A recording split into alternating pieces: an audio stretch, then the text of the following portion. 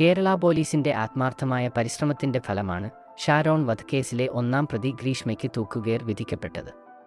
എല്ലാതരത്തിലുള്ള digital, medical എവിഡൻസുകളും അന്വേഷണ സംഘം കോടതിയിൽ സമർപ്പിച്ചു. ഷാരോണിനെ അപായപ്പെടുത്താൻ ഗ്രീഷ്മ ഉപയോഗിച്ച പാരക്വാറ്റ് ഡൈക്ലോറൈഡ് എന്ന അതീവ വിഷകാരിയായ കളനാശിനിയുടെ എല്ലാ സ്വഭാവ സവിശേഷതകളും പോലീസ് സംഘടിച്ചു. മനുഷ്യ ശരീരത്തിൽ പാരക്വാറ്റ് എത്തിയാൽ എന്തെല്ലാം സംഭവിക്കാമെന്നു റഫർ ചെയ്തു. അതുതന്നെയാണ് ഷാരോണിന് സംഭവിച്ചിരിക്കുന്നതെന്നും കണ്ടെത്തി. പാരക്വാറ്റ് ശരീരത്തിലെത്തിയാൽ ആദ്യം ബാധിക്കുന്നത് വായ്ഭാഗത്തെയാണ്. അൾസർ പോലെ വ്രണങ്ങൾ രൂപപ്പെടും. 2 ദിവസം കഴിയുമ്പോൾ വിഷം കിഡ്നിയെ സാരമായി ബാധിക്കും.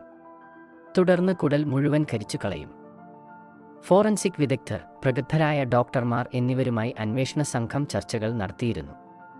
ഫോറൻസിക് വിദഗ്ധരായ ഷേർലി വാസു, ഡോക്ടർ വി പിള്ള എന്നിവരുടെ അടക്കം ഉപദേശവും ലഭിച്ചിരുന്നു. അപൂർവങ്ങളിൽ അപൂർവമായ കേസ് എന്ന് വിശേഷിപ്പിച്ച കോടതി വധശിക്ഷയാണ് ഗ്രീഷ്മയ്ക്ക് നൽകിയിരിക്കുന്നത്.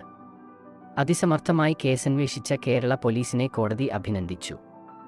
മാറിയ കാലത്തിന് അനുസരിച്ചാണ് അന്വേഷണം മുന്നോട്ട് പോയതെന്നും ശാസ്ത്രീയ തെളിവുകൾ നന്നായി ഉപയോഗിച്ചുവെന്നും കോടതി പ്രശംസിച്ചു.